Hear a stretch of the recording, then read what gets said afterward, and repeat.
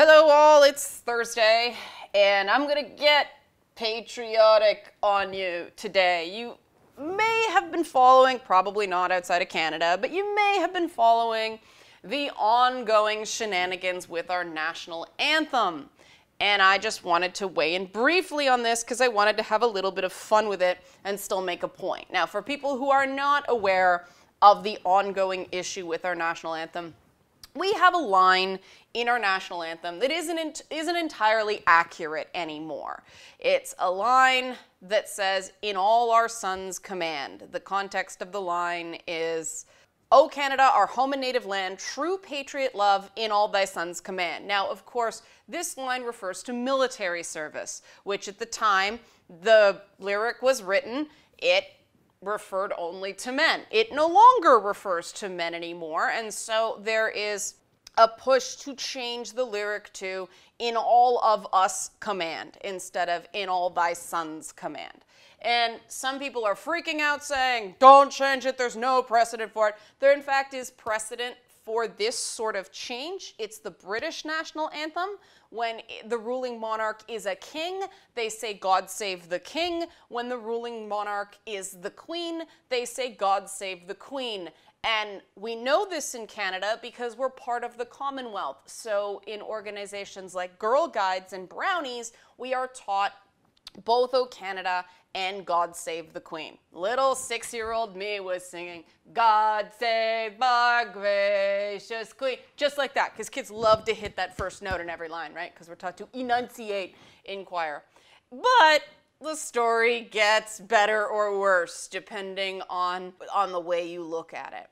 At the Major League All-Star game, the lone American in a mostly Canadian group called the Tenors decided to change the lyric to an "All Lives Matter" reference. All lives matter. We know from those of us that spend too much time on the internet that "all lives matter" is a reference, of course, in opposition to "Black Lives Matter," predominantly but not totally used by right-wing activists not happy with Black Lives Matter. Now, this is relevant not because I'm trying to get on a soapbox here. It's relevant because of what happened next.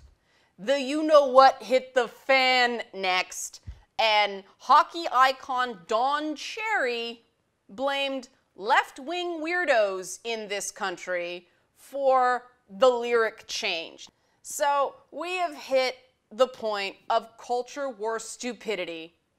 And in the spirit of this controversy, I have written my own alternate lyrics to "O Canada" to express my thoughts on this. This is not changing the national anthem. This is using the tune of the national anthem. Don't get offended. This is just trying to have some fun with this. I sound like Boogie 2988 right now, don't I?